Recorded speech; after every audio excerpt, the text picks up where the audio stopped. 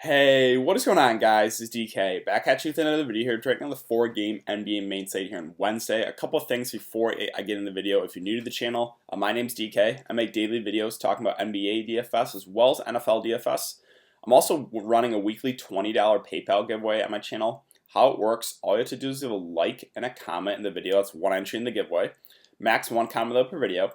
So I started with my Monday NBA video that I uploaded a few days ago. We'll go throughout the week. We'll end with my Monday NBA video at the end of the week. So however many videos I've uploaded for the week, you enter the giveaway that many times. If I have 10 videos uploaded for the week, you enter the giveaway 10 times. And again, the winner receives $20 PayPal from myself. Also, hope you guys had a happy new year, ready for 2020, and to jump right back into some NBA DFS. So let's get right into the video. First, let's look back from my lineup from the last slate of 2019. So this is my final lineup with James Harden, Alec Burks, Will Barton, Marquise Chris, LaMarcus Aldridge, Draymond Green, Damian Lee, and Kai Bowman. If you guys watched my video, if you guys watched my live stream, you knew I was all about the Golden State stack, and it really paid off. All the starters got there. The one guy I didn't play, one starter I didn't play was Glenn Robinson. He still had a great game. But yeah, so I played 5 Golden State guys, talked about that in my live stream, with Burks, Chris, Green, Lee, and then Bowman off the bench. He was basically mid-price. And the reasoning here was, it was a good spot against San Antonio, and they had no D'Angelo Russell, no Willie Cauley-Stein. They're just so short-handed that, the main starters plus Kai Bowman are going to have to do basically everything, and they're all underpriced in my opinion for their roles. So that's why I stacked them. Ran it back with Aldridge. I talked about that. I talked about him being my favorite San Antonio Spur. He was huge for 17% owned, 45 fantasy points. Talked about Will Barton at 6.4, I believe he was. He was a little bit underpriced. He had 37 fantasy points, and Harden as a spun up. A little bit of a letdown, but still 54 for 10.5 is perfectly fine. So all in all, it was a really, really solid night. And this tournament alone made 120 off. I believe it was a $40 entry. Yeah, so let's see if we can keep this going into 2020. I hope you guys all had a cashing night. And again, let's see if we can keep it going for this short 4-game slate. Okay, before we get into players and their prices, let's look at some over-unders and spreads really quick for the games that are out. I guess all 4 are out. But so we got Magic, Washington, and the Wizards sitting at 219.5 with the Magic favored by 4. Trailblazers next at 224 with Portland favored by 4 points. Timberwolves Bucks is 222.5 with the Bucks favored by 18. I hate seeing Minnesota on the slate, and we have a lot of guys out. The rotations are always so inconsistent. I'll talk about it a bit more though when we look at players and their prices.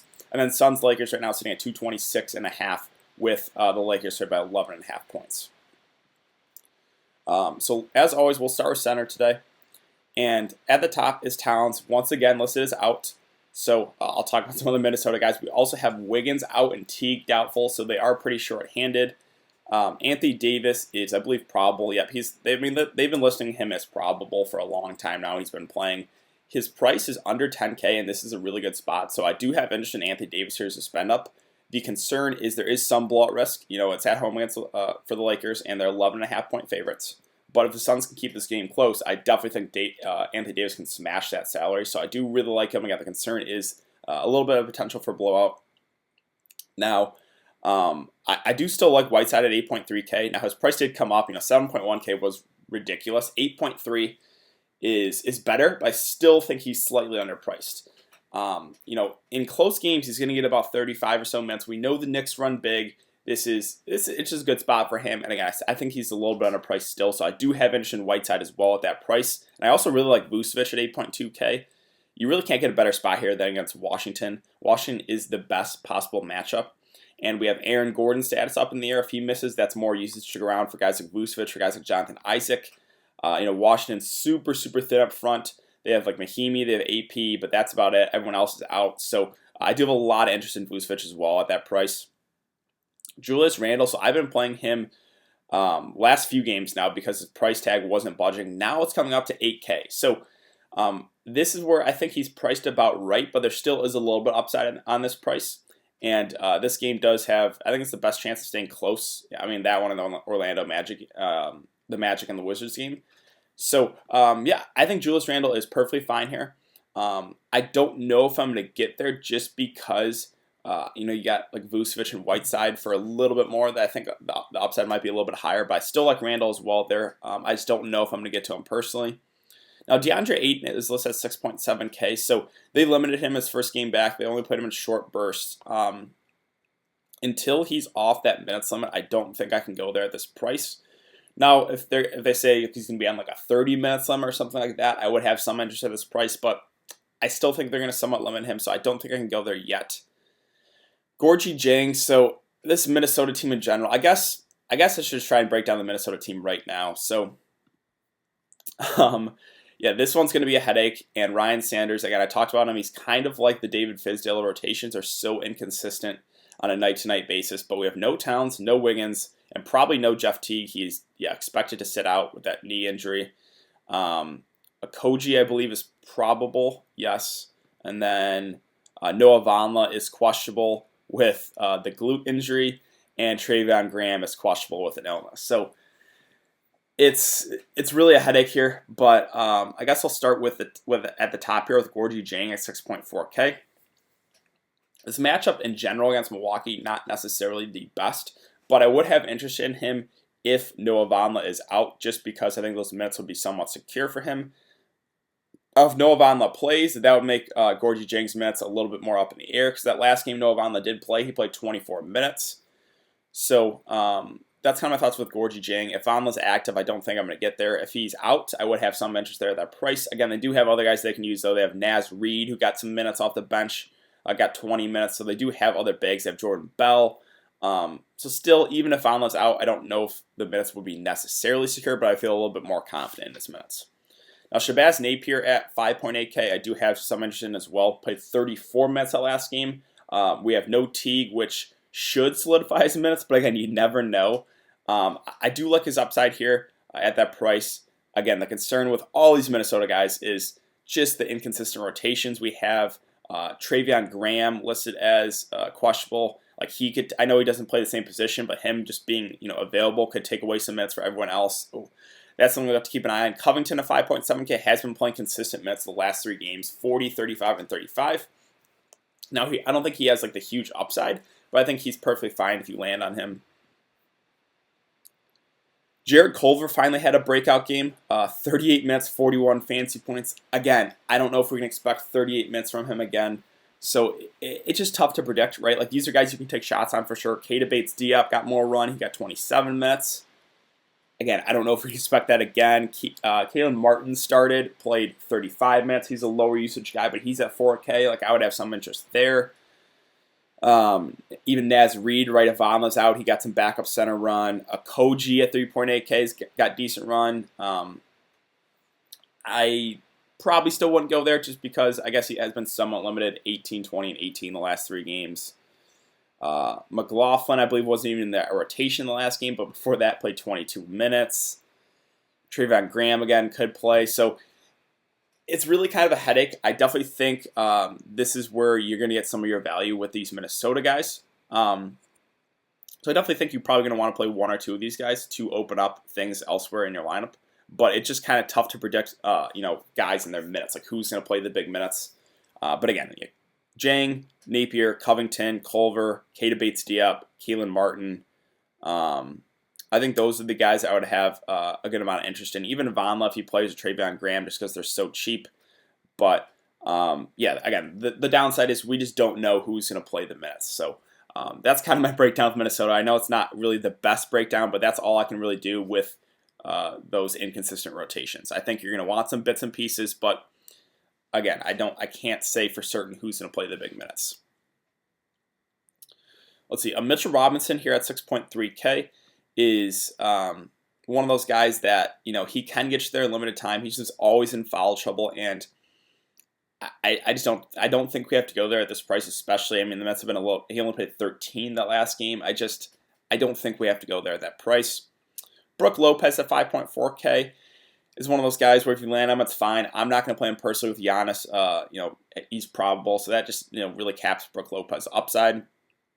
Mahimi actually did have a big game that last game against Miami, 28 minutes, 41 fantasy points. He had 25 real-life points. Would not expect that again, and his price came way up. I will definitely be fading Mahimi there.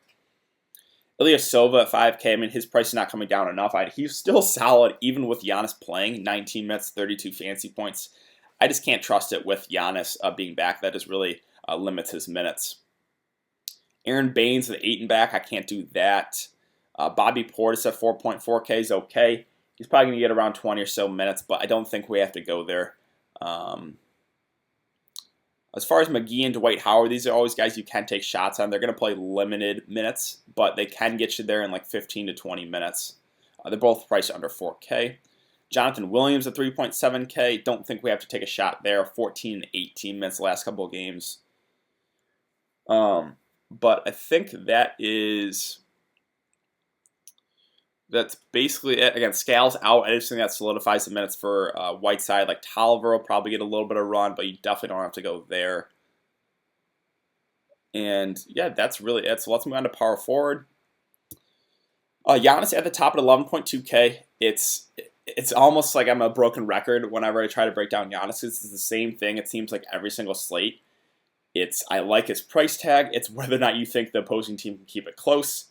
This game right now is sitting at an 18-point spread, so there is a lot of blowout risk in this one. Now, I definitely think people are going to be having the same thoughts as me of, oh, this game's going to blow out, I'm not going to play Giannis. So I think that's going to really lower his ownership. And if the off chance that Minnesota somehow does keep this game close, Giannis could have a smash game. So I think he's very much in play for GPPs. For cash games, I don't see myself getting there just because the blowout risk is real for Giannis.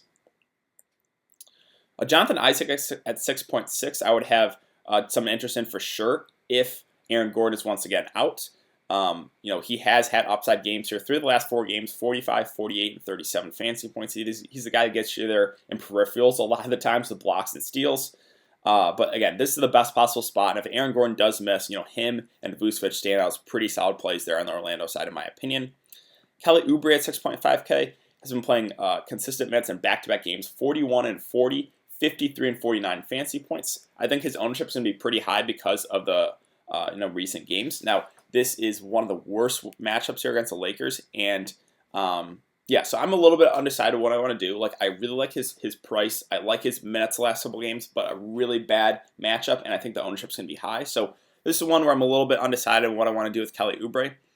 Now, Carmelo Anthony at 5.9K, this is revenge game narrative against the Knicks, and it's at the Knicks, so this could be one where Melo might want to take over, shoot the ball more. He hasn't been playing great the last 3 games, 5 of 13, 5 of 14, 4 of 16. But again, I think this could be a game where he tries to take over a little bit more, so I do have interest here in Melo at that price at 5.9.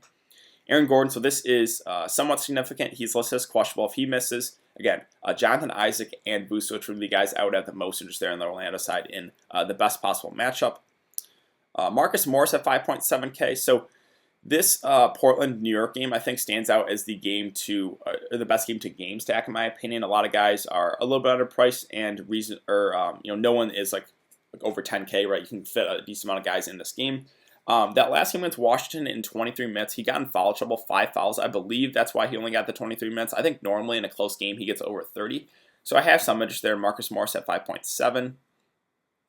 And Washington's still super, super thin up front with Bertans, Thomas Bryant out, Rui out, Mo Wagner out. Kuzma 4.6 with AD and LeBron healthy. I don't think I can go there. He's someone I usually look to if one of those guys are out. Again, the Minnesota guys, you really can take shots on any of those like cheap guys. Keita Bates-Diop, I don't know what his minutes going to be like. If he gets like close to 30, I'd have some interest. But again, I don't know if that's necessarily secure. Dario Saric minutes have been way down. 17, 22, 21, and 17. Even at this price point, I just can't do it. Like, his minutes are just, it's surprising. So he was playing big minutes just like a couple weeks ago. Now he's, limited to like under 20 minutes. Kevin Knox at 3.8K is probable. Again, that doesn't do a whole lot for me. But that's what I got here for power forward. So let's move on to small forward. So LeBron at 10.3K. Again, he's a bit underpriced. It's a really good spot. I'll say the same thing with Anthony Davis. There is some blowout risk, not as much as Giannis, right? But this game does have an 11.5 point spread. So again, there is a little bit of blowout risk, but both LeBron and Anthony Davis are underpriced. And if you think Phoenix keeps it close, then I definitely think you're going to want to target one of those Lakers guys. Middleton at 7.5. So I think he's okay, but with Giannis back, that does kind of cap his upside a bit. I know he's been solid recently, but I just don't really get to him when Giannis is available to play. Again, we have no Wiggins, no Towns, probably no Teague. Fournier is a guy that's okay. I just never feel great about him for DFS purposes. I would much prefer Vucevic and Jonathan Isaac on the same team. Troy Brown, so these Washington guys. Washington, another team that is super, super thin. Brad Beal's status is up in the air. If he misses, we could look to some of these secondary Washington pieces. Jordan McRae had the big game. I think that would inflate his ownership if Beal is out. But we can take shots on some of these Washington guys. He did only play 28 minutes, which is a little bit concerning last game. Bazemore, 4.2K, got inserted in the starting lineup. Only played 22 minutes, though. I don't think we have to go there. Terrence Ross is a guy that I never really have confidence in targeting, but he is a guy that's going to come off the bench, probably get close to 30 or so minutes, and this is a really good spot. So I think he's very, very much in play for GPPs. Again, the concern with him is he is kind of scoring dependent, doesn't do a whole lot peripheral stats-wise, but again, you can't get a better spot than this, and at 4.2K, I don't think he's going to kill you. Let's see, KCP, those secondary Lakers pieces, I just don't feel great about. I know he's been good the last 3 games, but I just can't recommend it with confidence. Another guy who does have, is a little bit more scoring dependent. DiVincenzo at 4K, the minutes have been, right around 25 or so. Both Bledsoe now in the lineup as well. They just kind of caps his upside. I think he's fine for a value guy, but I think, the Minnesota guys I would prefer. And then... I'll talk about Matthews here. So he played 8 and 9 minutes the previous 2 games, and then played 29 minutes and had 34 fantasy points, 28 real-life points. He's at 3.4K. This is another situation where I don't know how many minutes he's going to play. If Beal is back in the lineup, I think he would almost be out of the rotation. But if Beal is out, I think you could take a shot. I don't know if he's going to play 29 minutes again. It's another one of those situations where I don't feel confident in how many minutes he's going to play, but if Beal is out, I think you can take a shot there at his price just because he is, again, really, really cheap.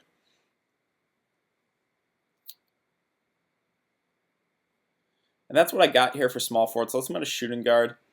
So Beal is questionable for this one. He did practice fully, which is good to see.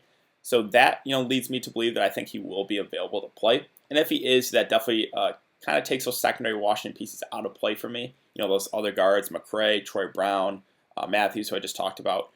If Beal plays and is not going to be limited, I like him a good amount at this price. It's an okay matchup, Orlando. Not the best, not really the worst, though, and he's priced under 9K. We know in close games he gets about 40 or so minutes or close to that, and he's their go-to guy, and he's priced under 9K again. So I would have a good amount of interest there in Beal if he's going to play and not be limited.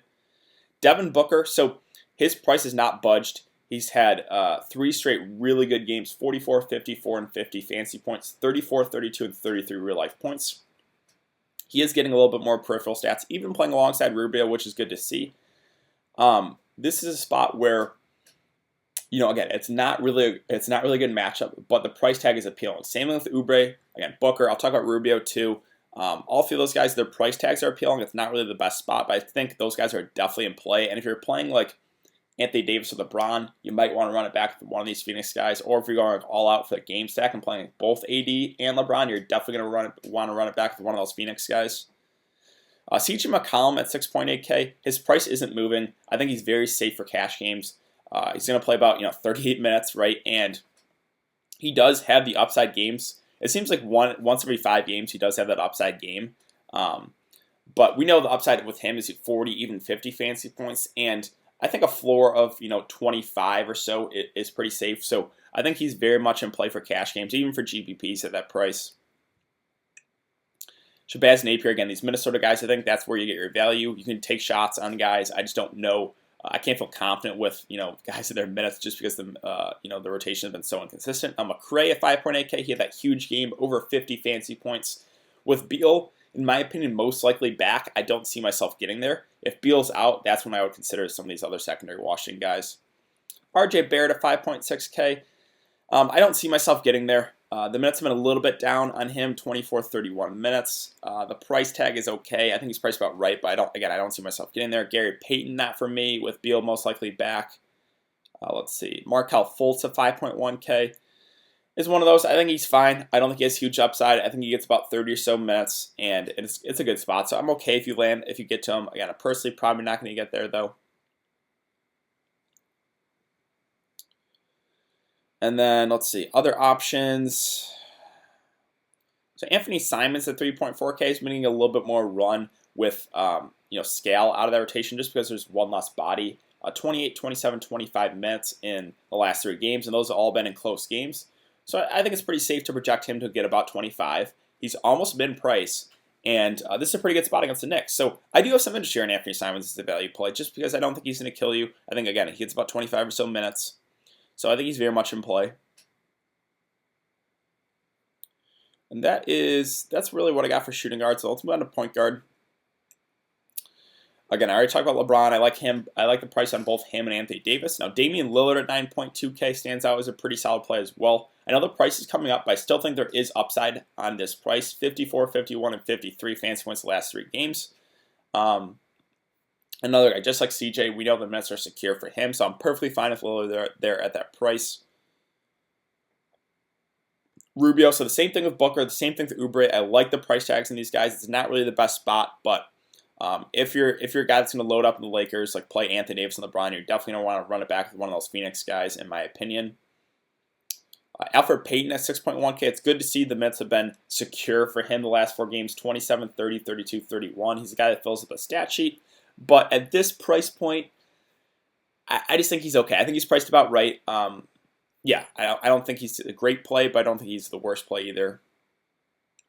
Now, Eric Bledsoe at 5.5K, I do have a little bit of interest in if he's not going to be limited. Now, his first game back only played 16 minutes, did get 30 fantasy points at that time. So this is something we'll have to keep an eye on. If he's going to play and not be limited, I would have a good amount of interest here at this price because even if the game blows out, I still think he'd probably get over 20 or so. So that's something we'll have to keep an eye on going into later today. Isaiah Thomas, again, with Beal most likely back, these secondary Washington pieces, I just don't have a whole lot of interest in those guys. Rajon Rondo at 4K, I do like this price. Now, the concern is the Mets have been down on him recently, 18, 18, 20 the last 3 games, but they will have games where they will extend him to 25 sometimes. So, and at 4K, he's one of those guys where I think he's very much in play for GPPs because if he gets that high end of that minutes range, he can definitely crush that salary. So I do have interest there in Rondo for GPPs. And that seems to sum it about up here for point guard. So let me sum up the slate again for you guys really quick. Again, I think the value is with those Minnesota guys. I think you take shots on guys. Again, I can't really recommend with confidence who's going to play the most minutes, but I definitely think you can take shots on these cheap guys. I think that's where the best value is with a lot of guys, out with Cat, Wiggins, and Teague most likely out. As far as, game stacks, I think, my favorite would be either Orlando, Washington, or Portland, New York. Again, Aaron Gordon's status is up in the air. If he misses, I would like Vucevic and Jonathan Isaac even more. On the Washington side, I do like Beal's price a lot if he plays. If Beal misses, then that's when you look to those secondary pieces. On the Portland side, I think a lot of guys stand out as pretty solid plays. Whiteside, CJ Lillard, Melo, those big 4 standouts, pretty good spend ups. And then Anthony Simons, the value play, I don't mind. On the Knicks side, I think Randall's perfectly fine. I don't mind Marcus Morris. But no one really stands out as a great play. Same with Elfrid Payton. I don't think he's the worst player. I don't think he's the best player. On the Minnesota side, again, I think that's where you get your value. On the Milwaukee side, it's kind of up in the air. If you think Minnesota keeps it close, I think that's where you target Giannis. But it's definitely some blowout risk there. On the Phoenix side, a lot of those guys are a little bit underpriced. Booker, Rubio, and Oubre all seem a bit underpriced. It is a tougher spot though. And the Lakers side, AD and LeBron stand out as pretty solid plays. I think both are a bit underpriced. But I think that's going to do it for today's video, guys. So if you have been enjoying the content, would really appreciate it if you could like this video and subscribe. Again, if you want to get entered in the giveaway, all you have to do is go like and a comment in the video. It's one inch in the giveaway. I'll be back for another video to break down the Thursday NBA slate. I don't think I'll be able to live stream for this one. But yeah, if I'm not, it's important to follow me on Twitter, guys. That will be in the description below. I'll give my thoughts as we get more news, this injury news throughout the day. But thanks again, guys, and I will see you guys later.